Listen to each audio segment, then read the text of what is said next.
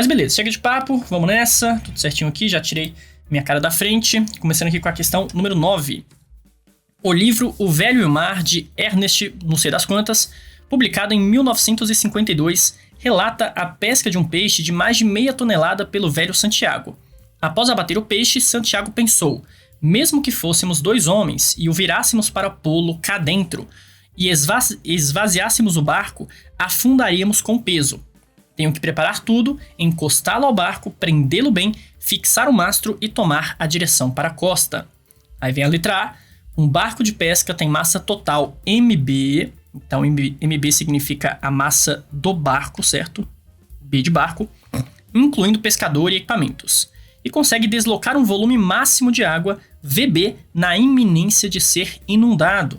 Ou seja, nessa primeira figura, vocês estão vendo que com o peixinho dentro do barco, todo o volume do barco fica submerso. E ele está na iminência de afundar. Se ele afundar mais um pouquinho, entra água e aí já era. Um peixe de massa MP, então o Pzinho aqui significa peixe, certo? Obviamente. E volume VP. Então temos aqui para o barco massa e volume. E para o peixe massa e volume. Pode ser transportado no interior do barco ou amarrado do lado de fora. Com o peixe dentro, o barco fica na iminência de ser inundado, que é a figura A. Nesse caso, o volume de água deslocada pelo barco é VB. Já com o peixe amarrado fora do barco, o conjunto barco mais peixe fica parcialmente submerso, figura B, com um volume de água deslocada igual a alfa vezes VB mais VP. Então seria a soma dos 2 volumes, só que multiplicado por um valor alfa. Professor, como assim? Se a gente olha aqui para o barco, ele está apenas com uma parte do seu volume submerso. Apenas um percentual. 30%, 40%, 50%, não sei. Um percentual que eu vou chamar de alfa. E o peixe é a mesma coisa.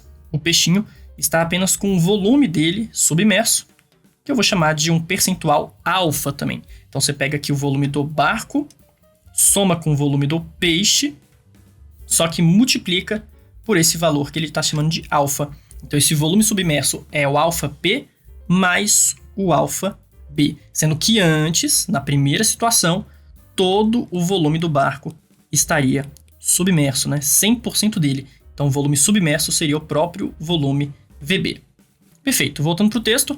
Nesse último caso, qual é a fração submersa alfa, sabendo que o volume do peixe é 1/4 do volume do barco. 0,25 significa 1/4. Ou você pode pensar que o volume do barco é 4 vezes o volume do peixe. Pessoal, aqui tem uma forma bem rápida de resolver essa questão, lembrando do teorema de Arquimedes. Prof, o que diz o teorema de Arquimedes? Deixa eu organizar aqui já a resolução. Letra A. Na condição de equilíbrio, vocês concordam que nas duas situações teremos uma força peso do conjunto para baixo, que é equilibrada pela força de empuxo para cima. Então, só o que mantém tudo em equilíbrio é a força de empuxo. Na segunda situação, a mesma coisa, só que eu teria que separar em 2 pesos e 2 empuxos. Ou você junta, né, as duas coisas como se fosse um corpo só e fala de um peso total e também de um empuxo total. Ou seja, nos 2 casos, temos que ter o mesmo peso, porque é sempre barco com peixe, né? E se é o mesmo peso, temos que ter a mesma força de empuxo. É o mesmo empuxo nas duas situações. A configuração é diferente, vai ficar ali com um percentual diferente de volume submerso, porém, o empuxo final tem que ser igual ao peso do sistema. E o que diz o teorema de Arquimedes é que o empuxo sobre um corpo é o peso do líquido deslocado. Ou seja, em outras palavras, a água deslocada aqui é a mesma água deslocada na segunda figura. Pelo teorema de Arquimedes, já que o empuxo é igual ao peso da água, temos aqui o mesmo peso de água deslocado. Ou seja, resumindo, ao invés de fazer a igualdade do empuxo com a força-peso, fazer várias formulinhas, eu já vou atacar o problema afirmando que o volume submerso na figura A, volume submerso na figura A, tem que ser obrigatoriamente igual ao volume submerso na figura B. E aí, qual que é o volume submerso em cada figura? Na figura A é o próprio volume do barco, VB. Na segunda figura, seria o alfa, que multiplica VB mais VP. Então, uma questãozinha complicada que eu podia perder muito tempo fazendo duas equações, igualando as forças, aí abre na fórmula do empuxo, que é DGV, densidade, volume submerso e gravidade, ou eu já penso direto nesse teorema de Arquimedes e já penso que os volumes deslocados têm que ser iguais. Agora pronto, agora é só matemática, é só fazer a substituição. De acordo com o texto, né, ele falou que o volume do peixe é 0,25 do volume do barco. Então aqui, ó, onde tem volume do peixe, vou puxar uma setinha, né, pra gente entender o que está acontecendo. Onde tem VP, eu troco por 0,25 do volume VB do barco. Vai ficar então, ó, VB, volume do barco, é igual a alfa vezes VB mais 0,25 VB. 1 mais 0,25 vai dar 1,25. Então VB é igual a alfa vezes 1,25 VB. Posso cortar aqui agora o VB dos dois lados. Bye, bye, bye, bye. Esse 1,25 vai passar dividindo. Então temos 1 sobre 1,25, que dá exatamente 0,8. Ah, professor, você fez de cabeça como? Sai multiplicando por 2. Se você multiplicar por 2 em cima e embaixo, olha só o que acontece. Multiplica por 2, multiplica por 2. Ficaria 2 sobre 2,25. Aí multiplica por 2 de novo, vai ficar 4 sobre 5. E se você ainda não está satisfeito, multiplica por 2 de novo, vai ficar 8 sobre 10. Pronto, 8 sobre 10, todo mundo sabe que é 0,8. Então, esse percentual alfa seria de 80%.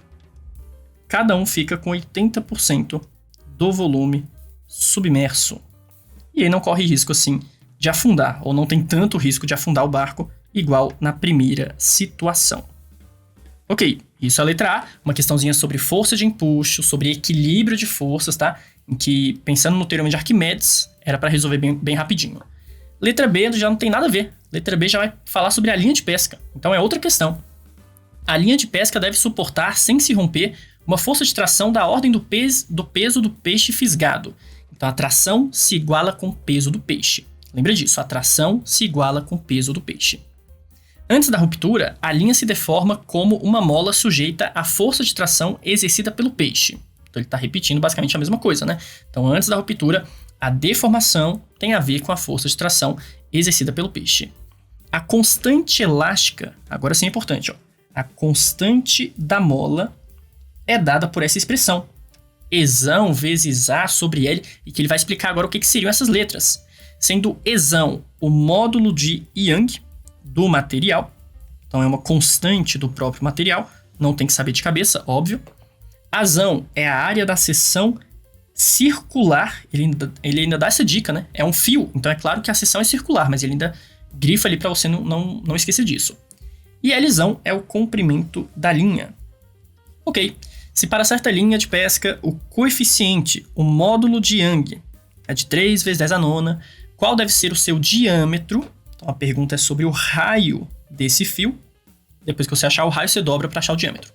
Se desejarmos que a deformação relativa, ou seja, essa razão de ΔL sobre L, sem que haja ruptura, seja de 10%. 10% para uma força de tração de módulo igual a 900 newtons. Bom, uma questão puramente matemática. Ele te deu a expressão, ele te falou qual é a constante dessa força de tração, certo? Colocou os valores, esse aqui, do módulo de Young, falou do percentual ali de 10%, colocou o valor da força de tração e está perguntando qual é o diâmetro. Então olha só o que eu vou escrever. Para essa corda elástica, para essa linha do anzol, certo? Só vou trazer um pouquinho para a esquerda essa conta. Opa, peraí. Agora sim vai dar certo. Jogar um pouquinho para a esquerda para abrir um espacinho aqui na direita. Ó, letra B.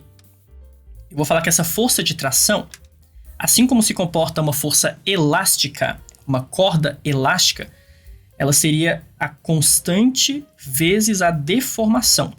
Essa é a chamada lei de Hooke, certo? Ah, professor, eu não vi dessa forma. Ok, você deve ter chamado de força elástica, constante K, que é a constante elástica, e a deformação você deve ter chamado talvez de ΔX. Eu só estou trocando a letra. Ao invés de chamar de força elástica, eu estou chamando de tração. Por quê? Porque a questão mandou chamar de tração. E ao invés de usar o ΔX, estou usando o ΔL, que é a mesma coisa, é comprimento, né? Aqui o comprimento L é o comprimento do fio e o ΔL é a deformação do fio. Bom, como ele já forneceu a expressão da constante, vai ficar que a força de tração é igual ao módulo de Young, como é que era mesmo? Deixa eu ver. Módulo de Young, Esão, vezes a área da seção reta do fio, dividido pelo comprimento, e aqui temos a deformação aparecendo. Então, tudo isso é o tal do módulo de Young. Ok, agora é só reagrupar as coisas, né? Vamos só reagrupar. Na verdade, eu vou substituir os valores que eu já conheço. A tração é de 900 newtons. O módulo de Young, 3 vezes 10 a nona. Então, aqui temos 3 vezes 10 a nona. A área da seção reta é a área de um círculo, πr quadrado. πr quadrado. E agora eu vou agrupar o seguinte, ó. Essa razão aqui, ΔL sobre L, é a deformação da linha dividido pelo comprimento da linha. Ou seja, o quanto que a linha deformou em relação ao seu comprimento inicial, qual é o percentual dessa deformação. De acordo com o texto, é 10%. Pessoal, 10% a gente sabe que significa 0,1. Então aqui eu já vou trocar tudo isso por 0,1, né? 0,1, que é a mesma coisa que 10%. Ok, então aqui multiplica por 0,1. O valor de π, ele não coloca para aproximação, mas a gente tem que aproximar, certo? Você não vai colocar aqui um 3,14, senão você vai terminar essa prova só amanhã, né? Então coloca um 3 para facilitar a nossa vida. Inclusive, colocando o 3 aqui no valor de π, eu já posso falar que 3 vezes 3 vai dar 9. 9 de um lado, corta com 9 do outro lado. Então sobrou do lado esquerdo um 10 ao quadrado, sobraram 2 zerinhos, né? Sobrou um 100. Do lado direito, temos aqui um 10 à nona com 0,1, fica um 10 à oitava, né? Então fica r quadrado vezes 10 à oitava. Esse 10 à oitava vai passar dividindo, fica 10 ao quadrado sobre 10 elevado a 8. Isso é o r ao quadrado. Ok, subtrai aqui os expoentes, vai ficar aqui r ao quadrado é igual a 10 elevado a sexta, na verdade a menos 6, né, perdão. Subtrai fica 2 menos 8, né, fica menos 6. E agora para tirar esse quadrado, vamos colocar uma raiz nos dois termos da equação. Raiz aqui, o r ao quadrado perde o quadrado, e o 10 a menos 6 divide o expoente por 2. Fica 1 vezes 10 elevado a menos 3 metro. Para ficar mais chique, para ficar mais elegante, eu posso falar que o raio desse fio, o raio da linha desse anzol é de 1 milímetro. Ah, prof, mas ele perguntou o diâmetro. Ah, tudo bem. O diâmetro é o dobro do raio, né? Se o diâmetro é o dobro do raio, nossa resposta final é de 2 milímetros. Então, você pega a área da seção reta, a bitola do fio, né, que a gente chama, e essa bitola tem diâmetro de apenas 2 milímetros. E foi uma questão mais de interpretação, né? Era mais você interpretar o que ele colocou. Ele colocou ali o módulo de Young, área, comprimento, fazer a substituição dos valores que o texto próprio também colocou, e pronto. Aí era só matemática chegar em 2 milímetros. Então, letra A, 80%, 0,8, e letra B, 2 milímetros de diâmetro. Questão número 10. Questãozinha aqui de mecânica agora, em força, velocidade, trabalho, etc.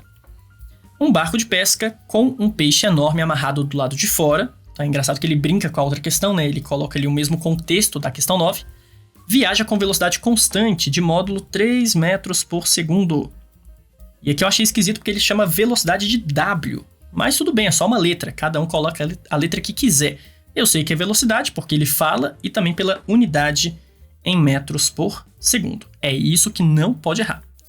Um tubarão, inicialmente, a uma distância de D0, igual a 160 metros, em relação ao barco e atrás dele, certo? Desloca-se com velocidade também constante e de módulo 7 metros por segundo. Opa, tá mais rápido que o barco, o tubarão vai alcançar o barco em algum momento, certo? Em busca do peixe que se encontra preso ao barco, alcançando-os após um tempo ΔT, que está representado ali na figura A. Bom, qual é o valor de ΔT e quais são as distâncias percorridas pelo barco, dB, e pelo tubarão, dt, até que o tubarão alcance o barco? Questão clássica de cinemática, encontro de móveis. Eu gosto de pensar assim, como que eu, professor Tales, gosto de resolver essas questões de encontro. Olha para a figura, e se não tivesse figura você iria desenhar, tá? Desenho simples, esquemático, igual que você tá vendo aqui agora. Coloca um certo corpo, o que tá vindo atrás, né? Depois coloca o corpo que vem na frente. E em alguma posição aqui na frente, eu vou dizer que é a posição de encontro. Então, qualquer lugar, tanto faz, só para ficar realmente representado. Traça uma reta, por exemplo, aqui. E vamos assumir que essa é a posição, ó, do encontro do tubarão com o barco. Se eles vão se encontrar exatamente aqui, pensa assim, qual é a distância percorrida pelo barco? Ué, o barco vai percorrer toda essa distância, certo? Vou chamar de DB, distância percorrida pelo barco. Qual é a distância percorrida pelo tubarão? Poxa, ele saiu lá de trás, né? Se ele saiu lá de trás, o tubarão vai percorrer toda essa distância daqui, ó. Uma distância claramente maior do que a do barco. Deixa eu fazer aqui embaixo que fica melhor. Então, tudo isso vai ser o nosso DT, distância do tubarão. Agora pensa na relação entre esses tamanhos. O que eu posso afirmar sobre a distância do barco e a distância do tubarão? Quanto que a distância do tubarão é maior do que a distância do barco? Vocês percebem que é exatamente esse D0 que separa os dois inicialmente? Eu posso falar que o DT, distância do tubarão, é a distância do barco somada com a distância D0 inicial. Então o tubarão tem que percorrer a mais que o barco exatamente esse valor de D0. Agora sim, feito isso, uma vez que você desenhou e entendeu essa relação, é só matematizar. Vamos transformar agora numa equação matemática. Então para a letra A distância do tubarão é igual à distância percorrida pelo barco mais a distância inicial entre eles, que é o D0. Como os dois se movem com velocidade constante, eu vou ter tanto para o tubarão quanto para o barco movimentos uniformes. E para movimento uniforme, a distância percorrida é a velocidade vezes o tempo. Aqui eu vou usar a letra W só porque ele também chamou de W, né? Apesar de eu achar bem esquisito. Então, velocidade vezes tempo, WT vezes tempo T. Para o barco, a mesma coisa. Velocidade do barco vezes tempo. E a distância inicial, quanto é que era mesmo? D0, 160. 160 metros. Prontinho. Velocidade do tubarão é 7. Então, 7 vezes T. Velocidade do barco era 3, né? Então, 3 vezes T mais 160. Esse 3T vai passar negativo. Fica 7T menos 3T, que é igual a 160. 7 menos 3 vai dar 4. Então, 4T é igual a 160. Esse 4 vai passar dividindo. Então, fica 160 dividido por 4, que nos dá exatamente 40 segundos para que o encontro aconteça. E é uma questãozinha clássica. Tem que saber fazer isso de uma forma bem rápida. Ah, prof, eu usei velocidade relativa. Tudo bem, perfeito. A velocidade relativa entre eles, adivinha só, é de 4 metros por segundo. Então, você podia ter partido direto dessa relação aqui, ó, usando apenas a velocidade relativa e a distância inicial entre eles. Tá ótimo. Professor, eu fui pela igualdade das posições finais. Perfeito, também vai dar certo. O que importa é você chegar aqui nesse tempo de encontro. Mas não é só isso. Ele também perguntou a distância que cada um percorre. Ué, tranquilo. Agora que eu já sei o tempo de encontro, é só a gente voltar aqui, ó, para a distância do tubarão e do barco. Deixa eu colocar aqui em cima, vai ficar mais fácil. Deixa eu ver como é que eu fiz as cores. Tubarão vermelho, barco azul. Então, pro tubarão, vou puxar uma setinha e dizer que a distância percorrida por ele, ó, distância do tubarão, é a velocidade vezes o tempo. Agora sim eu já sei que o tempo é de 40 segundos, né? Então fica velocidade 7, tempo 40, 7 com 40 dá 280 metros. Ah, professor, mas e o barco? Mesma coisa. Distância percorrida pelo barco. Já sabemos o tempo, né? Então fica aqui a distância percorrida pelo barco. É a velocidade W desse barco vezes o tempo. O que dá então 3 vezes 40. Logo, distância de 120 metros. Você pode até conferir se faz sentido, né? Pessoal, faz sentido o tubarão ter percorrido 280 enquanto o barco percorreu apenas 120. Qual que é a diferença entre eles? Quanto que um percorreu a mais que o outro? Exatamente 160, que era a distância inicial. Então, realmente está correto. Deu match aqui nas informações. Então, letra A respondida, temos o tempo e temos as distâncias percorridas por cada um desses corpos, né? Pelo tubarão e pelo barco também. Vamos para a letra B. A figura B representa um barco à vela viajando com velocidade constante de módulo 3 metros por segundo. Então, mesma velocidade de antes, né? Só que agora em outro contexto. No sentido positivo do eixo X. Dentre as diferentes forças que atuam no barco, a força exercida pelo vento sobre a vela, ele chama ele de força-vento, está representada na figura B e forma um ângulo θ igual a 60 graus com a velocidade W. Então, peraí, o ângulo entre a força e a velocidade é de 60 graus. Isso vai ser muito importante na hora dele perguntar o trabalho feito pela força. Professor, por quê? Porque a força que realiza trabalho é apenas a força que atua na mesma direção do movimento. Forças perpendiculares não realizam trabalho, isso é importante, tem que estar na ponta da língua. Força perpendicular não realiza trabalho. Ok, ao passar pela frente e por trás da vela, de área azão igual a 7 metros quadrados, ok? O vento produz uma diferença de pressão média que seria de 300 newtons por metro quadrado. Então pede-se, primeiro, o módulo da força do vento. Poxa, ele praticamente deu a resposta aqui.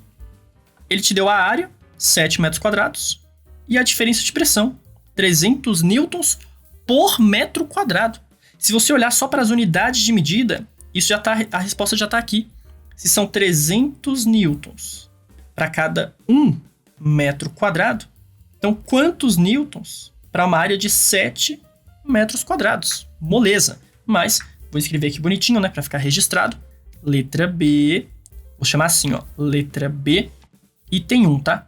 Letra B, item 1. Então temos que a pressão, nesse caso a diferença de pressão, né, seria a força sobre a área. Então posso falar que a força do vento é o produto da diferença de pressão pela área. Só multiplicar. Muito, muito simples. A diferença de pressão, 300, a área igual a 7. Então a força do vento é de 2.100 newtons. Só isso, tá? Só isso. Para o primeiro pedido, né, para o primeiro item da letra B, era só usar essa relação de força, que é igual a pressão vezes área, ou que pressão é força sobre área, né? Tanto faz. O que importa é relacionar força, pressão e área. Agora sim, vamos para a segunda parte, né? A segunda pergunta da letra B. O trabalho exercido pela força do vento num deslocamento do barco de duração de 20 segundos. Opa, aí vamos lá, toma cuidado, hein? Toma cuidado. Lembra que trabalho é o produto da força pelo deslocamento, só que tem um porém importantíssimo. Essa força e esse deslocamento têm que estar na mesma direção. Como o barco se move ao longo do eixo X, eu preciso pegar a força do vento que atua aonde? No eixo X. Apenas a componente horizontal do vento. Não é para usar a força completa, não é para usar a força total, tá? Pega apenas a componente e multiplica pela distância. Essa distância, é claro, ao longo do eixo X. Tá, mas e aí, professor, como é que eu faço essa força do vento no eixo X? Já descobrimos seu valor, né? 2.100 newtons. Agora você vai olhar para esse triângulo aqui, ó. Essa força de 2.100 seria esse vetorzão. Então, eu acabei de descobrir que esse cara é igual a 2.100 newtons. Mas eu estou interessado mesmo nessa componente horizontal. Eu quero chegar nesse carinha daqui. E aí, como é que faz essa brincadeira? Olha para o triângulo. Você vai ver que essa força horizontal é o cateto adjacente. Então, para chegar nele, tem que usar o cosseno do ângulo. Fx é a força F vezes o cosseno. Decomposição vetorial, tá? Se você tem dúvida nisso, dá uma bela revisada, porque é uma coisa básica, né? Um pré-requisito de vários outros assuntos na física. Ah, professor, mas e a componente Y? Não interessa. Essa componente para cima não exerce trabalho, não produz trabalho. Então não tô nem aí para ela. Pode até calcular, mas não vai me servir de nada. Só estou interessado no Fx, que é dado por F vezes o cosseno do ângulo θ. Ok, agora sim. Volta ali para o cálculo. No lugar da força do vento, né, eu coloco a força do vento vezes o cosseno do ângulo. E essa força é aquele valor de 2100, né? E no lugar da distância, prof, ele não deu a distância, mas ele deu a velocidade e o tempo. Dá pra fazer até de cabeça, né? A velocidade não é de 3 metros por segundo. O tempo que ele pede não é de 20 segundos. Quanto é que ele vai ter percorrido a 3 metros por segundo depois de 20 segundos? 3 vezes 20, 60 metros de percurso, né? Então aqui eu vou colocar que a distância percorrida é a velocidade vezes o tempo. Velocidade W, mais uma vez, apesar de esquisito, né? Eu vou usar porque a questão está usando. Agora sim é só substituir os valores. A força do vento, 2100. Cosseno de 60 graus. Já vou ter que colocar aqui em cima, tá? O ângulo θ vale 60 graus. A gente sabe que isso é 1 sobre 2. Velocidade 3. Tempo 20. Quanto é que vai dar toda essa brincadeira? Vamos simplificar aqui esse 20 com esse 2, pode ser? Bye, bye, bye, bye. Vai sobrar um 10. Fica 21. Ó, vou só multiplicar o 21 com 3, tá? 21 com 3 dá 63. E agora coloca todos os zerinhos. Quantos zerinhos tem? Vai contando comigo. 1, 2 e 3. Então, 63 mil. 63 mil joules de trabalho realizado. Pessoal, se eu tiver errado alguma continha, por favor, me avisem. Tô fazendo aqui de cabeça, não sou bom de matemática, quem me conhece sabe disso. Então, se por acaso eu errar, me avisem. Vão conferir as contas, se quiser pode usar a calculadora, tá? Mas não me deixa fazer conta errada e sair daqui com conta errada. Então, ó, essa aqui foi um pouco mais complicada. A segunda pergunta da letra B foi realmente uma questão um pouco mais difícil. Tinha que lembrar do cálculo de trabalho, lembrar que a força a ser usada é a força na horizontal, porque o movimento é horizontal, e pensar que a distância é o produto da velocidade pelo tempo. Então foram vários fatores aí que podiam te fazer errar nessa continha. Então vamos para a questão 11. A fabricação da próxima geração de chips previstos para entrada no mercado em 2024 com maior velocidade de processamento e menor consumo de energia é baseado na tecnologia de litografia com luz na região do ultravioleta extremo. Nesse processo, gotas de estanho são bombardeadas com pulsos de laser, o que dá origem a um plasma que emite radiação com comprimento de onda na região do ultravioleta extremo. Para a formação do plasma, inicialmente eleva-se a temperatura da gota de estanho através do bombardeamento com um primeiro pulso de laser. O estanho tem densidade ρ igual a 7 vezes 10 a terceira, aproximadamente 7.000 kg por metro cúbico, e calor específico de aproximadamente 200 joules por quilograma grau Celsius. E o volume da gota é de 2 vezes 10 elevado a menos 14 metros cúbicos. Então uma gotinha realmente bem pequena. Qual é a energia que um pulso de laser deve conter para elevar a temperatura da gota de 25 graus Celsius para 175 graus Celsius? Bom, claramente uma questão de que macete, calor sensível. Nós temos o calor específico, temos a variação de temperatura e a massa dessa gota você vai obter pela densidade e pelo volume. Então a letra A geralmente é uma perguntinha mais simples, essa aqui é literalmente jogar na fórmula do que macete. Vou pegar aqui uma folha em branco. Letra A, questão 11.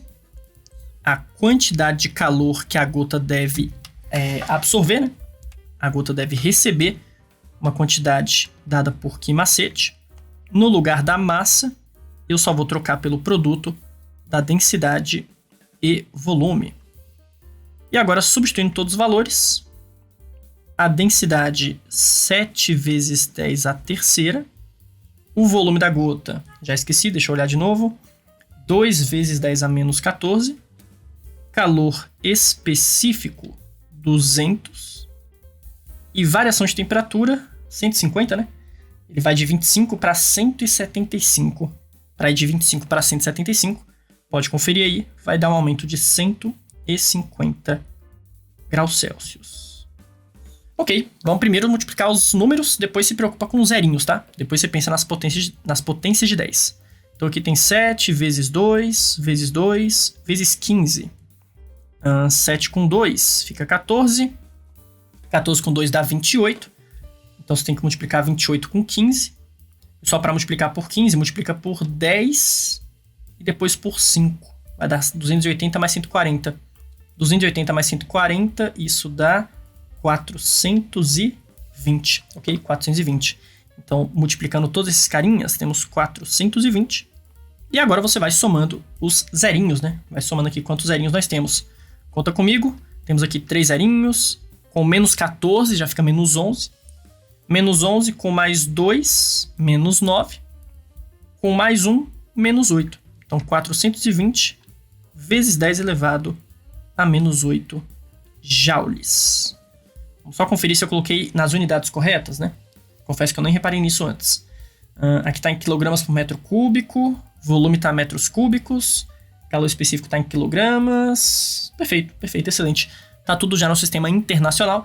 Não tem que converter absolutamente nada. Essa já vai ser, então, nossa primeira resposta para a primeira pergunta, né? Letra A, 420 vezes 10 elevado a menos 8. Por ser uma prova aberta, eu recomendo fortemente, pessoal, que vocês sempre coloquem em notação científica, tá? Recomendo fortemente a notação científica. Então aqui eu não estou preocupado porque eu não estou fazendo a prova, estou só corrigindo com vocês, né? Mas na hora da prova, coloca 4,2 vezes 10 elevado a menos 6 joules. Para ficar ainda mais chique, né? Você pode falar assim, ó, 4,2 microjoules. Nossa, aí o cara que está corrigindo sua prova vai ficar, eita, esse cara é bom, né? Esse cara é bom. Já vai ficar um pouco mais feliz ali com a sua correção, ok? Mas beleza, aqui era só para chegar na resposta. Vamos para a letra B. A letra B, vou colocar aqui do ladinho. Aí já é outra coisa, hein? Letra B, apesar de estar no mesmo contexto, é outra pergunta. Então tem que tomar cuidado com isso. Então, letra B. Um pulso de laser de comprimento de onda lambda igual a 10,5 micrômetros é usado em um experimento de teste para a formação de plasma. A potência do laser, em função do tempo, tem o perfil de um triângulo retângulo, como representado na figura. De forma, olha só a dica, de forma que a energia total do pulso é dada pela área sob a curva. Ele não precisava ter afirmado isso. Foi uma bela dica. Quem fez a questão estava de bom humor. Prof, mas como é que eu ia saber disso? Olha para as unidades. Você está vendo que aqui a potência é dada em watts, né? O que é watts? Joules por segundo. E olha o eixo horizontal, dado em segundos. O que acontece quando você multiplica joules por segundo vezes segundo? Corta os segundos, sobra apenas joules. O que mostra que realmente a área dentro desse gráfico corresponde à energia total em joules. Mas a questão foi legal, foi lá e afirmou isso para você, para não ter dúvida nenhuma, que a energia total do feixe de luz é dada pela área dentro do gráfico. Tá, sabendo que a energia E de um fóton é dada por HF, sendo H 7 vezes 10 a menos 34, chamada constante de Planck, tá, inclusive, e F, a frequência da radiação, quantos fótons contém o pulso de laser? E temos também aqui a velocidade da luz no vácuo de 3 vezes 10 à oitava. Bom, vamos primeiro calcular essa área do gráfico? Vamos ver qual que é a energia total desse feixe de laser. A área de um triângulo, muito simples, base vezes altura sobre 2, né? Deixa eu puxar aqui uma setinha. Então, a área do triângulo vai ser a energia total desse feixe. Base vezes altura sobre 2, quanto é que vale a base, quanto é que vale a altura. Vamos olhar com calma aqui, né? A base vai de 100 até 275, né? Aqui, ó, bem na metade. Esse valor é de 275. Tem que ser o valor médio entre 250 e 300, né?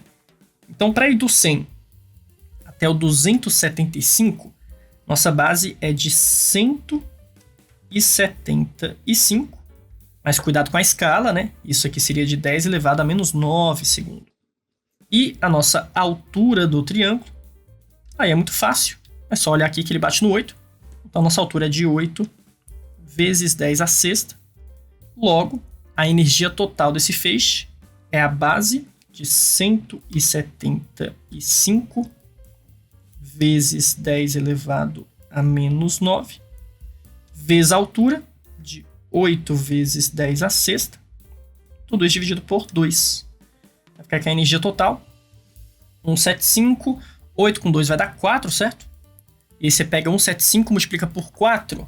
175 com 2 daria 350. 350. Com 2 de novo vai dar 700. Então essa energia seria de 700 vezes 10 elevado, soma os expoentes. Menos 9 com 6, menos 3. Logo, a energia total é de exatamente 0,7 joules. Prontinho, moleza, né? Essa era a primeira parte da letra B, hein? Primeira parte, descobrir a energia total desse feixe de luz. Agora, vamos pensar na pergunta sobre quantos fótons possuem esse feixe. Professor, como é que eu faço isso? Ué, a energia total do feixe é dada pela soma das energias dos fótons. Vou repetir, a energia do feixe de luz é dada pela soma das energias de cada fóton. Vamos pensar aqui, né, no comportamento corpuscular da luz. Você ligou uma lanterna, por exemplo. Pode ser um feixe de laser, né, lanterna, tanto faz. Você tem aqui, ó, as partículas, os fótons de luz se propagando. Eu posso falar que todo esse feixe de luz, a energia total dele, é simplesmente pegar a energia de cada fóton e somar todo mundo. Então aqui são os fótonzinhos, ó, fótons, de tal maneira que a energia total é igual ao número de fótons, vou chamar de Nzão, tá? N significa número de fótons, vezes a energia de cada fóton. Então, se forem 2 fótons, tem que somar a energia de 2 fótons, 2 vezes a energia do fóton. Se fossem 10, 10 vezes a energia de cada fóton. Se você tem 1 milhão de fótons, 1 milhão vezes a energia de cada fóton. Beleza. A energia total, nós já temos 0,7. Deixa eu colocar aqui. O número de fótons não sei, quero descobrir. E a energia de cada fóton, de acordo com o texto, HF, constante de Planck vezes a frequência. Prof, a gente não tem a frequência. Tudo bem. Não temos a frequência, mas temos o quê? O comprimento e a velocidade da onda. Se a gente tem o comprimento e a velocidade, vamos aplicar aqui a equação fundamental da ondulatória. Se V é igual a lambda F, a frequência F é a velocidade V sobre lambda. Ah, prof, mas ele usou a letra C. Tudo bem. Geralmente, quando é a luz no vácuo, a gente usa a letra C para a velocidade dessa onda. Pode ser a letra V, a letra C, a letra tanto faz, tá? Fazendo essa substituição, vai ficar 0,7 é igual ao número de fótons. Vamos colocar os valores, né? Constante de Planck, 7 vezes 10 elevado a menos 34. Velocidade da luz, 3 vezes 10 à oitava. E o comprimento de onda era de 10,5 micrômetros, né? Micrômetros. Pessoal, lembra que micro significa 10 elevado a menos 6, tá? Então, micrômetro, 10 elevado a menos 6. Deixa eu só conferir, vai que era nanômetros, né? Tá aqui, ó, micrômetro, é isso mesmo, 10,5 micrômetros. Então, 10 a menos 6 metros. Pronto, ufa, é questãozinha complicada, mas agora é só matemática, né? Já foi a parte mais importante, a parte mais difícil. A gente pode passar tudo ali pro lado esquerdo, vai ficar 0,7 vezes 10,5 vezes 10 elevado a menos 6 dividido por 7 vezes 10 a menos 34 vezes 3 vezes 10 à oitava. Isso é igual ao número N de fótons. Bom, 0,7 com 7, simplifica aqui, ó. Corta. Vai sobrar 0,1, obviamente. 10,5 sobre 3 também é divisível. Pode pensar um pouquinho aí, você vai chegar que é 3,5. Então, simplifica por 3 em cima e embaixo.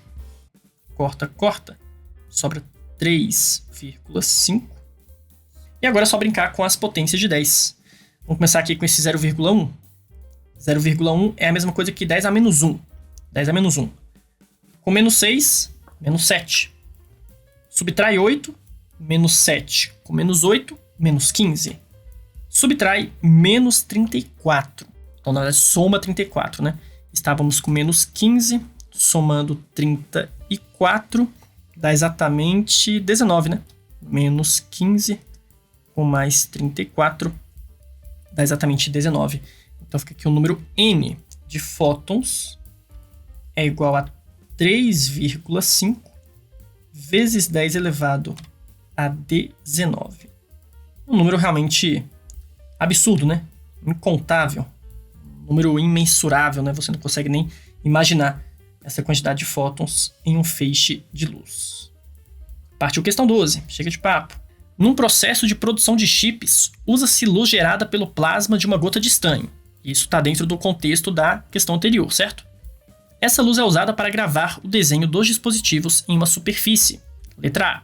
Para garantir que uma gota não interfira no plasma de outra, elas devem ser injetadas em intervalos de tempo bem definidos na máquina que faz a escrita dos chips. Sabendo que a velocidade das gotas é de 80 metros por segundo e que elas são injetadas a uma frequência de 50 kHz, qual é a distância ΔS entre duas gotas consecutivas? Poxa, essa frequência, na verdade, serve para você calcular o período. Professor, o que significa o período nessa questão do gotejamento, né? Você está soltando gotas e eu estou falando de uma frequência das gotas serem injetadas. Pessoal, o período significa o tempo entre uma gota e outra. Período é o tempo de uma repetição. Nesse caso, qual que é a repetição que acontece? Você jogar essas gotas em um certo local, né?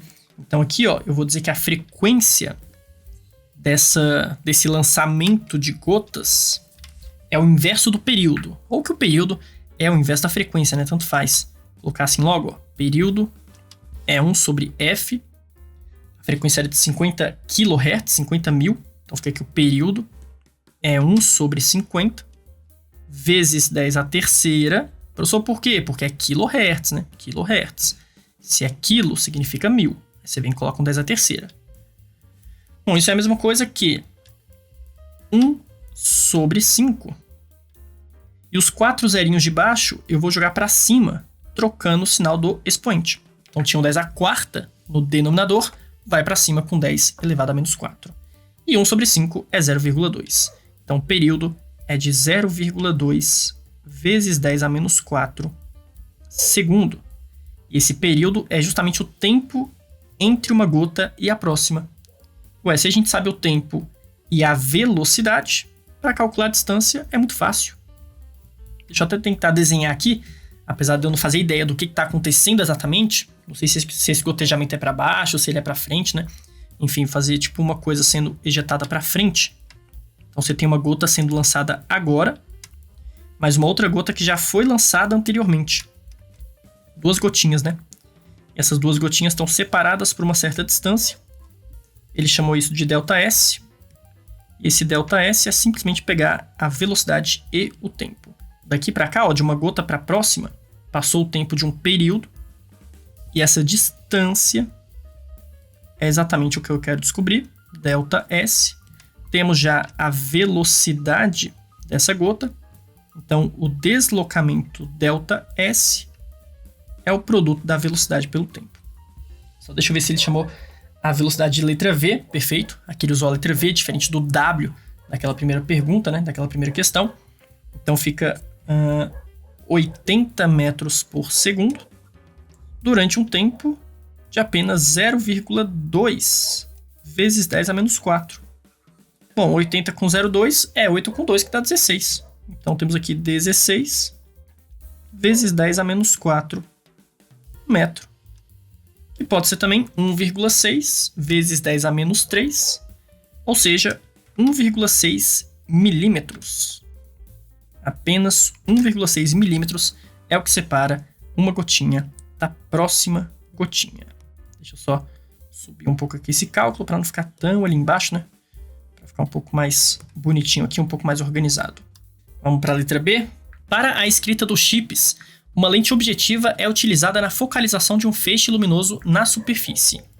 A figura A ilustra 2 raios luminosos incidindo paralelamente ao eixo óptico de uma lente convergente de diâmetro D igual a 6 milímetros e distância focal F igual a 4 milímetros, imersa no ar, cujo índice é igual a 1.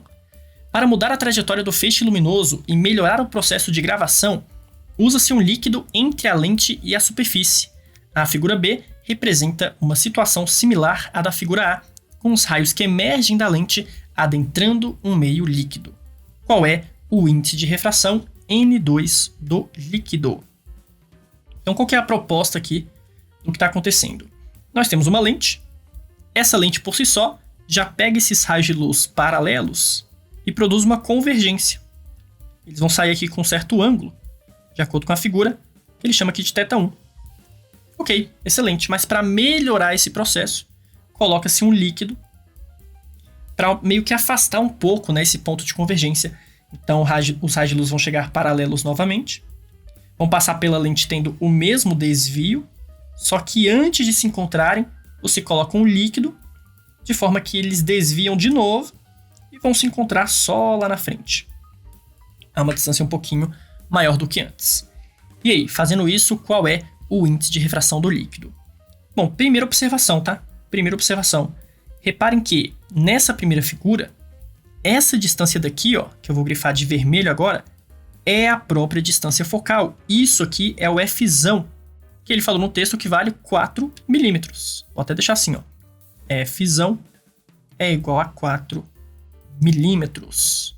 Vou pegar uma caneta um pouco mais fininha, né, para escrever nesse espaço menor.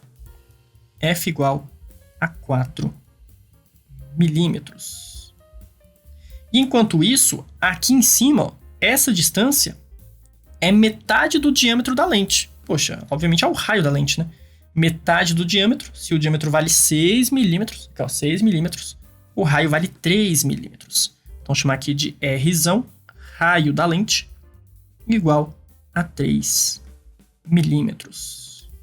Isso já nos diz que essa distância aqui, ó, essa distância percorrida seria de 5 milímetros. Triângulo pitagórico, né? Se os catetos são 3 e 4, esse carinha vale 5 milímetros, com certeza. Professor, mas para que isso? Para a gente descobrir o seno do ângulo θ1. Ah, prof, verdade. Uma vez que nós temos os catetos, a hipotenusa, eu posso descobrir o seno, cosseno, tangente, o que eu quiser sobre o ângulo θ1. Já vou deixar aqui anotadinho que o seno do ângulo θ1, olhando para essa figura, é o cateto oposto, que é o raio de 3 milímetros, sobre a hipotenusa, que seria os nossos 5 milímetros. Então já deixa isso aqui anotadinho, com certeza esse cara vai ser importante para a resolução da questão. Mas agora vamos para a segunda figura. A segunda figura que é o que realmente interessa, né? O que acontece na figura 2? O que a gente tem que olhar aqui na figura 2? A gente descobre o ângulo, né? Na verdade a gente descobre o índice de refração a partir dos ângulos e usando a lei de Snell. Dá uma olhada na trajetória do raio de luz. A luz chegou aqui, ó, com certo ângulo de incidência θ1 e depois desvia para cá, com certo ângulo de refração θ2. Esses ângulos, θ1 e θ2, eles se relacionam pela lei de Snell-Descartes. E essa lei também relaciona os índices de refração. Então é realmente aplicar a lei da refração, a lei de Snell-Descartes, para essa mudança do ar para o líquido. Vamos escrever aqui na folha em branco, letra B. Se você não conhecia a lei de Snell-Descartes, você escreve assim, ó. O índice de refração do meio 1, que nesse caso é o ar, de onde a luz vem, vezes o seno do ângulo de incidência, θ1, é igual ao índice do meio 2, que nesse caso é o líquido, vezes o seno do ângulo de refração. Nesse caso, o seno do ângulo θ2. O índice do ar nós já sabemos, vale 1. A questão deixou isso bem claro e a gente já sabe isso também de cabeça. O seno de θ1 acabamos de descobrir por trigonometria. Pela primeira figura, já sabemos que esse ângulo é igual a 3/5, ou melhor, que o seno do ângulo é igual a 3/5. Agora, para o meio 2, para o líquido, o índice de refração não sei, não faço ideia, vou só repetir aqui a letra, mas o seno a gente também obtém de forma geométrica. Dá uma olhada aqui na figura, você consegue ver também um triângulozinho aparecendo. Temos aqui, ó, hipotenusa, cateto oposto e cateto adjacente.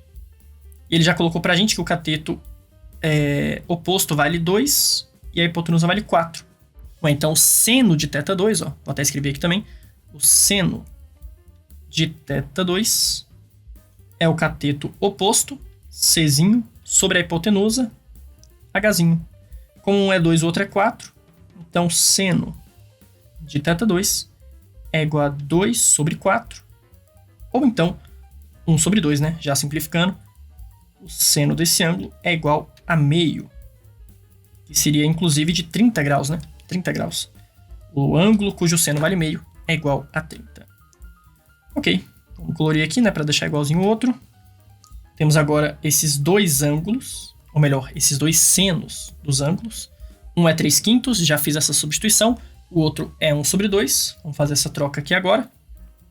Vai ficar índice de refração do líquido vezes 1 sobre 2.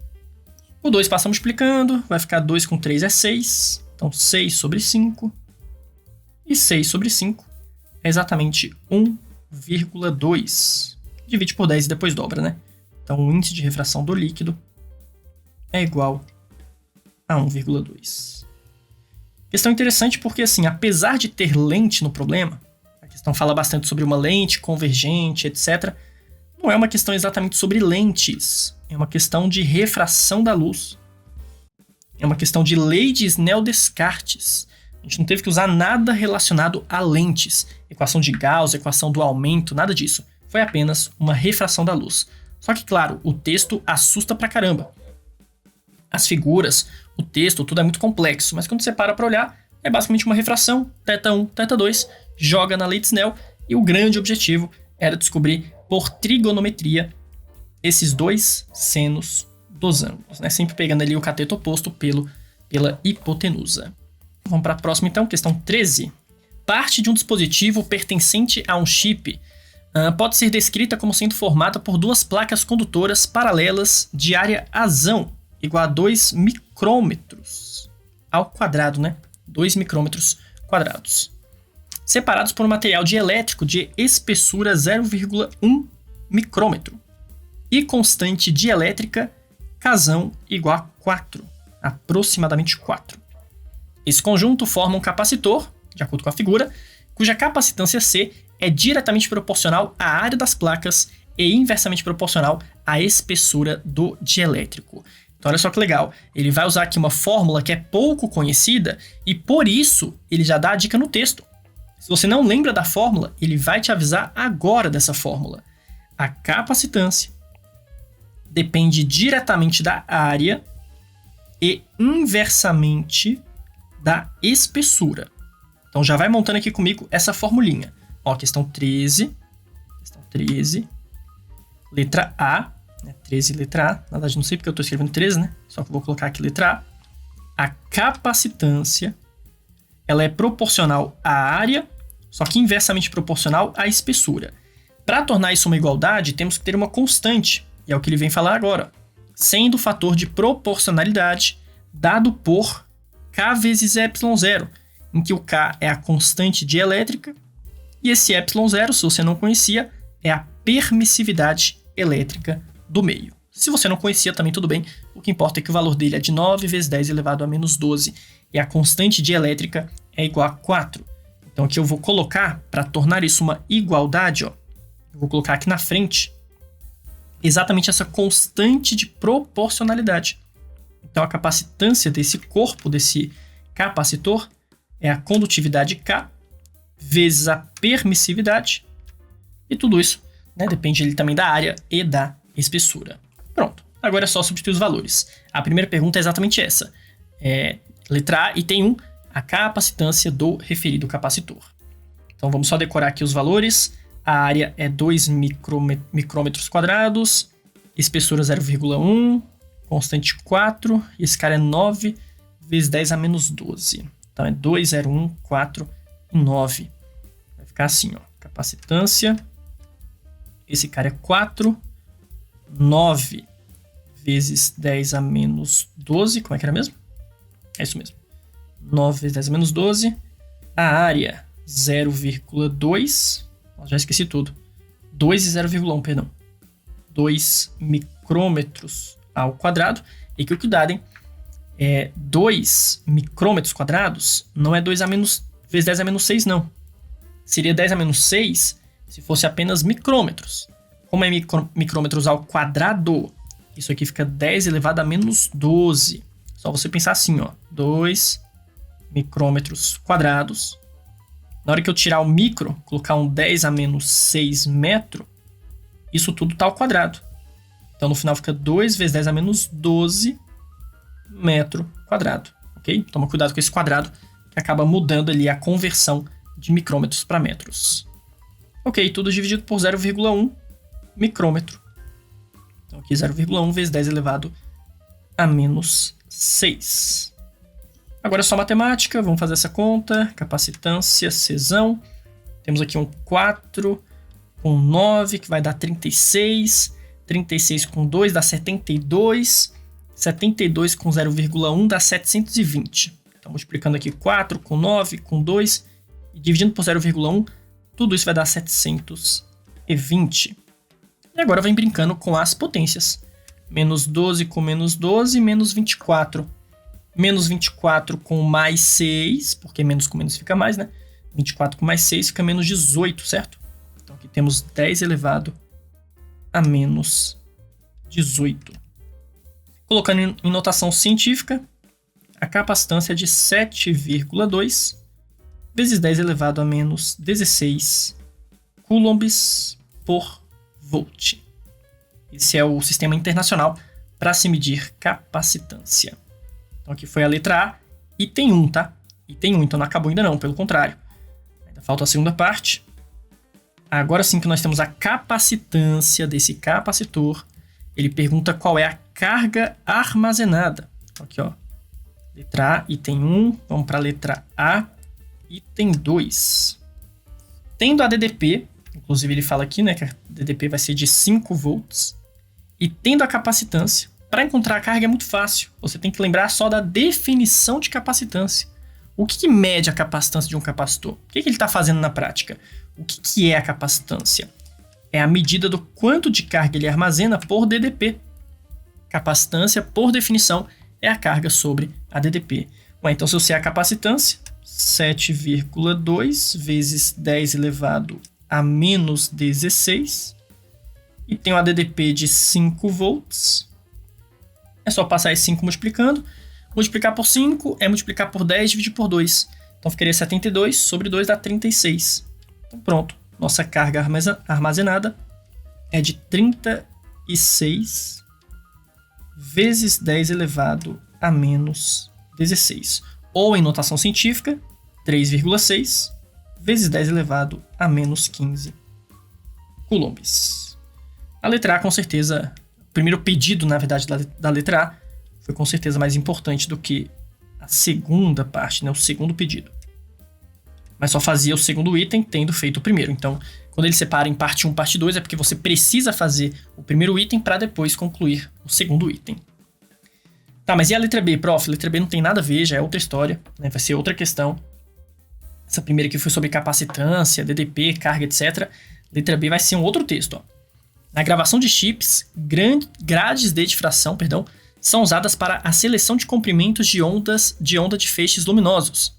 A grade é formada por reentrâncias que dispersam a luz em diferentes direções. Aí ele chama de ângulo θ no diagrama apresentado no espaço de respostas, em função do comprimento de onda.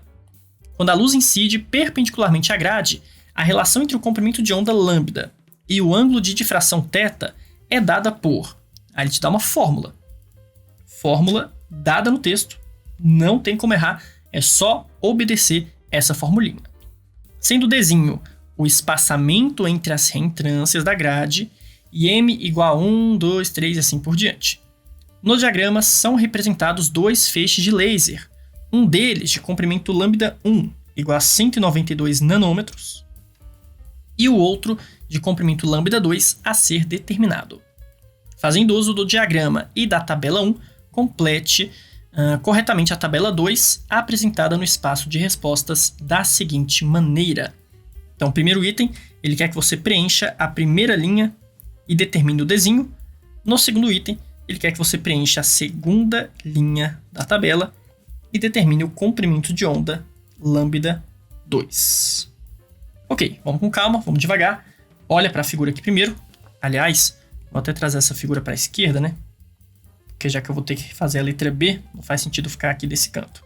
Trazer toda a letra A para cá. Agora sim, para essa figura, eu resolvo a letra B. Acho até melhor pegar uma outra folha, né? Senão aqui não vai caber direito, não. Deixa eu pegar aqui. Ok, agora sim. Letra B. Olha bem para a figura. Nós temos aqui no desenho, primeiro, os lambdas diferentes. Lambda 1, lambda 2, lambda 1, lambda 2. E as ordens da difração também diferentes. Para não confundir, vou até usar cores diferentes. Então, para o primeiro feixe de comprimento lambda 1, temos esse carinha e esse outro carinha. Primeira ordem e segunda ordem. Essa letra M geralmente representa a ordem da difração, a ordem da interferência, né, etc. E aqui de azul, vou fazer para o outro comprimento, para o lambda 2. Aqui é a de primeira ordem e aqui seria a de segunda ordem. Prof, legal, mas vamos lá. O que ele perguntou no primeiro item, né? Letra B, primeiro item. Ele quer que você preencha a primeira linha, né? Basicamente isso. Preencha a primeira linha e determine a distância entre essas reentrâncias, né? Distância ali entre os dois furinhos. Bom, o que a gente sabe para a primeira linha? Vamos voltar aqui para a figura. Nós temos já o comprimento de onda, 192. Ele colocou a segunda ordem, então seria esse carinha daqui, ó. Seria esse carinha daqui. É o lambda 1, mas já a segunda ordem da difração. Ele colocou a altura y, que na verdade dá para ver aqui na própria figura. Se você olhar ali os tracinhos, né, vai bater exatamente no 0,28. Então, apesar dele ter colocado, você pode encontrar pela figura. E falta preencher o quê? A tangente, o seno e o desenho. Pessoal, e aí, como é que eu vou chegar nessa tangente, no seno, no desenho, etc? Olha bem para a figura e perceba o seguinte. Você tem a altura desse triângulo e a base, cateto oposto e cateto adjacente. Se esse carinha daqui vale 0,28 e esse carinha vale 0,5, a gente pode encontrar a tangente facilmente. Poxa, a tangente do ângulo, ó, esse ângulo seria esse cara daqui. A tangente é justamente essa razão entre cateto oposto e cateto adjacente. Então vamos lá, para a letra B, primeiro item, vou até escrever assim, ó, B, item 1. Eu vou dizer que a tangente do ângulo θ é a altura que aquele carinha alcança, né, o y1, e a distância dzão, cateto oposto sobre cateto adjacente. Vai ficar que a tangente é igual a 0,28 dividido por 0,5. É a mesma coisa que dobrar, né? Dividir por meio é a mesma coisa que multiplicar por 2. Então temos que a tangente do ângulo é de 0,56. Aí já vem na tabela e preenche, ó. Tangente de θ é igual a 0,56. Prof, tá, mas e aí? Como é que eu vou chegar no seno do ângulo? Tem que fazer trigonometria também? Na verdade, não. Para chegar no seno, é só usar a tabelinha que ele fornece lá no texto. Então, volta. A tangente é 0,56, né? Vamos procurar aqui a correspondência. 0,56, 0,56 aqui, ó. Seria para 29 graus. Para 29 graus, a tangente, como vocês podem ver, é 0,56. Logo, o seno é 0,48. Pronto, é só isso, não tem que fazer conta não. Volta aqui e preenche. O seno, para esse mesmo ângulo, é de 0,48. E o desenho, prof? Agora sim, para chegar no desenho, vou ter que usar a fórmula que o próprio texto deu. Cadê essa fórmula? Vou voltar aqui. Ó, esse carinha. D seno θ é igual a m lambda. D seno θ igual a m lambda. D seno θ igual a m lambda. Aqui, ó. D seno de θ é igual a m vezes lambda. Tudo aqui nós já temos, só falta, claro, a distância desenho. O seno, 0,48. Então fica D vezes 0,48. O M está na tabela já. Já estava preenchido aqui, ó. O M é o 2. Professor, por que não o 1? Não sei. Ele colocou o 2 e a gente segue, né, o que a tabela coloca. Podia ser 1 também, né, quem sabe. Então aqui é 2. E o lambda tá ali também, ó. 192 nanômetros. Então 1, nada, né? 192 nano significa 10 elevado a menos 9. Esse 0,48 vai passar dividindo, então fica aqui Dzinho. É 2 vezes 192, que dá quanto, hein? 384 sobre 0,48 vezes 10 elevado a menos 9. Eu posso multiplicar por 100 em cima e embaixo. Fica Dzinho é igual a 384. Só para tirar essa vírgula, né? Fica meio chato fazer com vírgula. Então, 384 sobre 48. E como multipliquei por 100 também em cima, fica 10 elevado a menos 7. E aí, 384 sobre 48. Será que isso aqui vai dar bom? Será que vai dar uma divisão exata? Simplifica por 2. Dá 192. Dividido por 24, né? Perdão. Por 2 mais uma vez. Dá 96 sobre 12. Que dá 48 sobre 6. Que dá 7. Oh, beleza, hein? 7 nada. 8, né? Perdão. 48 com 6 dá 8. Então vai dar exatamente uma distância Dzinho de 8 vezes 10 a menos 7 metro. Professor, ele pediu em nanômetros. Ok, isso seria também 800 vezes 10 a menos 9. E 800 vezes 10 a menos 9 seria 800 nanômetros. Prontinho. Tá aqui, finalmente, a distância Dzinho entre as reentrâncias, né? Dzinho é a distância entre as reentrâncias. Ufa, questão, hein? Complicada. Bem complicada. Isso foi só a primeira pergunta da letra B, cara. Olha que maldade. Mó trampo, mó trabalho de fazer essa conta, né?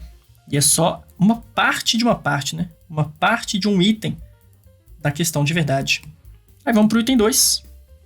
Letra B, segundo pedido. Ele quer que você complete a segunda linha, certo? Ó, complete a segunda linha e determine o lambda 2 agora. Deixa eu só passar essa continha para cima, que essa folha tudo em branco aqui tá me dando uma certa agonia. Então, para a segunda linha, o que a gente sabe? Eu só sei que o M vale 1. A princípio, a gente só tem essa informação, né? O M é igual a 1. A gente também sabe, claro, que a distância é a mesma, tá? Essa distância de 800 nanômetros tem a ver com a grade. Independente da luz que você joga, a distância entre as reentrâncias, né, vai ser de 800 nanômetros. A gente tem que usar esse mesmo valor, senão fica impossível resolver. Então, se eu já sei a distância, sei o M, o que a gente pode fazer aqui? Descobrir o lambda. A gente vai ter que olhar para a figura, será? Acho que vai ter que ser na figura, né? Vamos ter que pegar esse carinho, ó, a primeira ordem do lambda 2 pela figura e fazer a mesma coisa que foi feito na primeira linha. Deixa eu apagar aqui esses dados. Tchau. Opa. Tchau para você também. Sai você também, beleza. Então agora olha pro azul. Olha pros feixes, pros raios de luz em azul, que tem a ver com o segundo comprimento de onda. Só que eu quero o primeiro deles. Então o primeiro tá aqui, ó. Esse cara. Olha onde é que ele atinge. E com isso a gente vai descobrir, mais uma vez, pela tangente, quanto é que vale o ângulo θ, depois o seno, blá, blá, blá, blá, blá. Então, ó, tem que contar os tracinhos agora, hein? Conta comigo os tracinhos. Aqui tá no 0,1, 0,11, 12, 13, 14, 15, 16, 17, né? Aproximadamente, pelo menos, um 0,17. Então aqui eu vou anotar, ó. 0,17 é a altura, é o Y que ele atinge. Aqui embaixo continua 0,5. Então vamos fazer a mesma coisa, ó. A tangente do ângulo, nesse caso, é o Y2 sobre Dzão.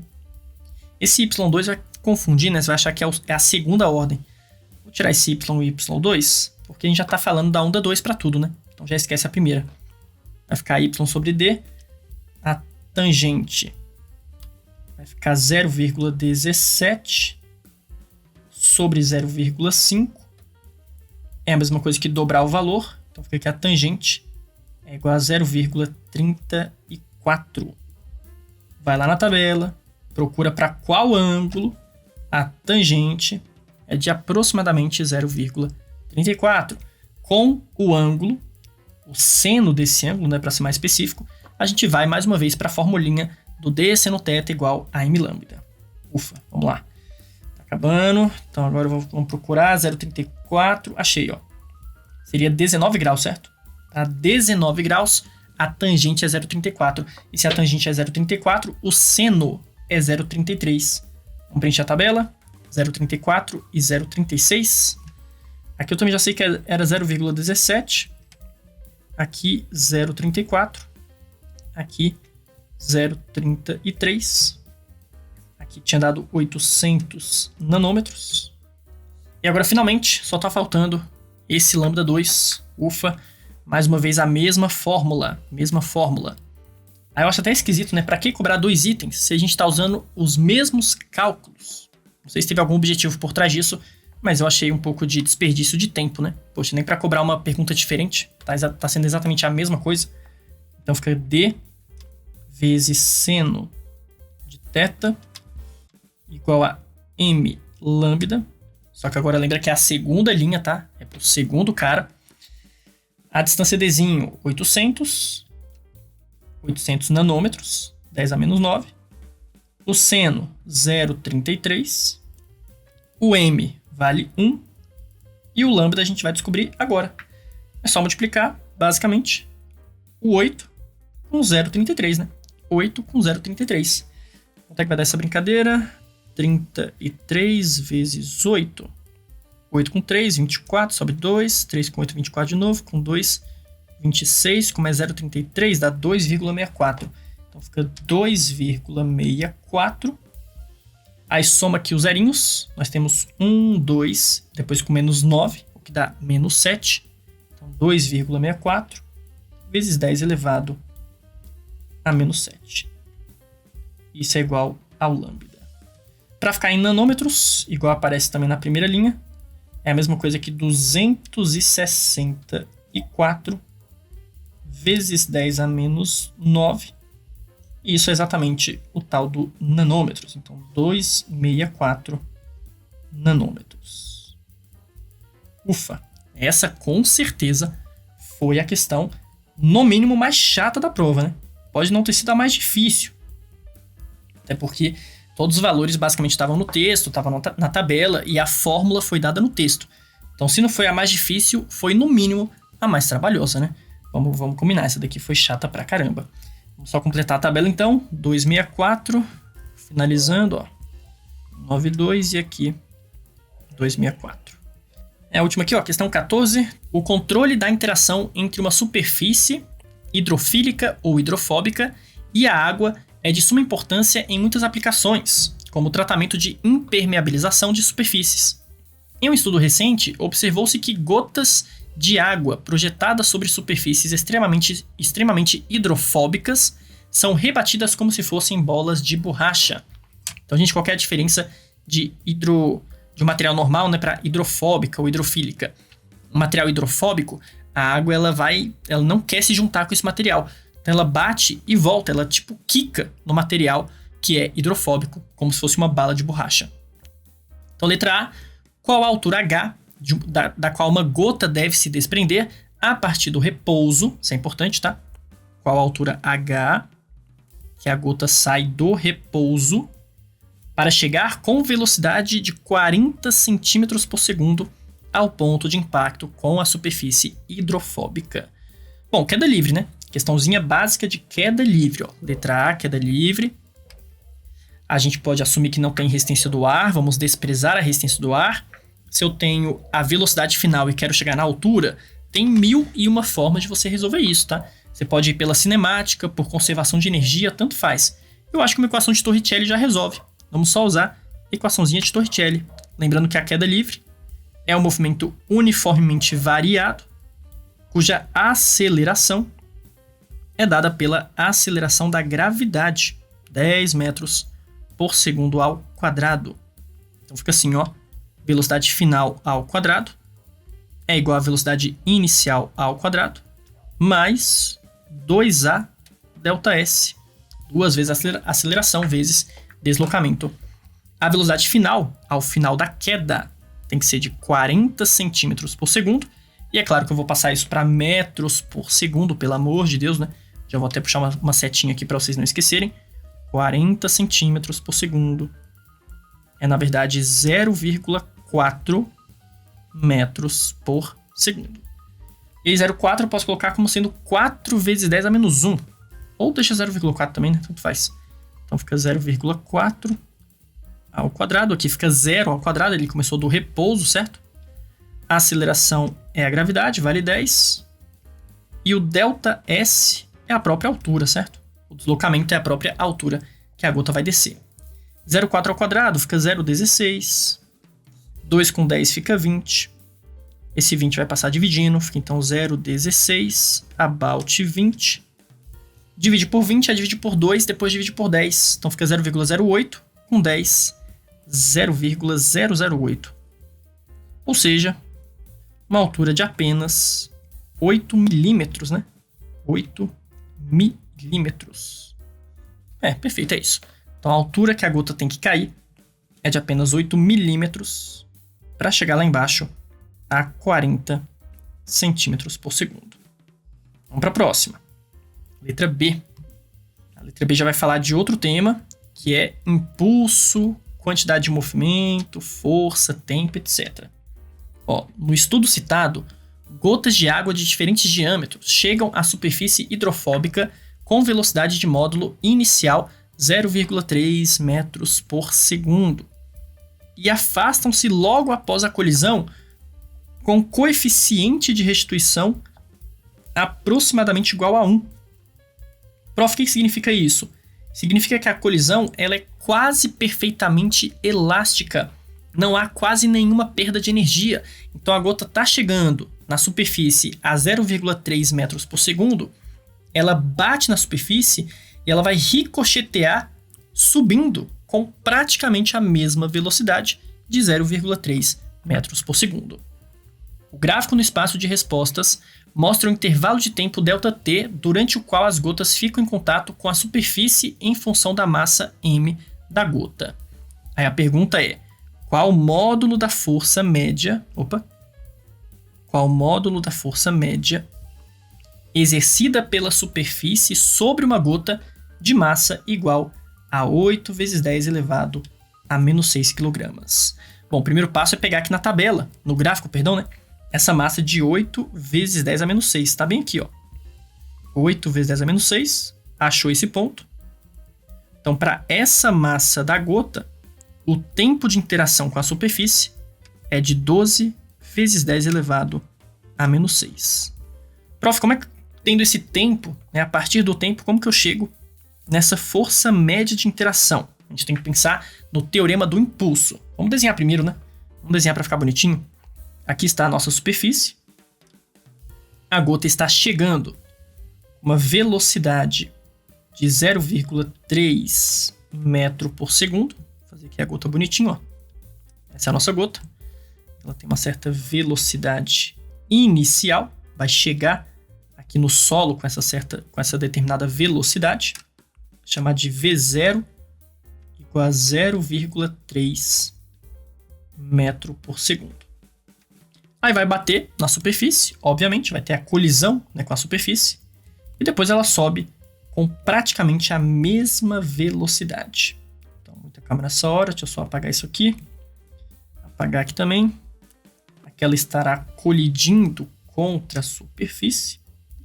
E agora sim, na última figura, eu vou inverter esse movimento. Ok, agora eu vou só inverter essa gota. Jogar aqui para cima. Ok. Ela vai subir, obviamente, à mesma altura, mas isso não nos interessa. O que interessa é que a velocidade final, pós-colisão, ó, é para cima. E também de 0,3. Tudo isso porque o coeficiente é praticamente igual a 1. Colisão, ela é praticamente elástica. Perfeitamente elástica. Tá, prof, mas e agora? Agora acontece que essa força que ela recebeu, ó, durante o impacto, enquanto ela estava batendo na superfície, ela recebe duas forças. Ela tem o próprio peso para baixo e essa força de impacto com o solo para cima. Então, peso da gota para baixo, força de impacto para cima E eu posso obter a força resultante pelo teorema do impulso. Vou chamar assim, ó, força imp, para representar de impacto, pode ser? Imp é a chamada força do impacto. Mas eu posso obter a força resultante a partir do teorema do impulso. Prof, o que diz o teorema do impulso? Que o impulso resultante sobre um corpo corresponde à sua variação na quantidade de movimento. Acontece que o impulso resultante é a força vezes o tempo.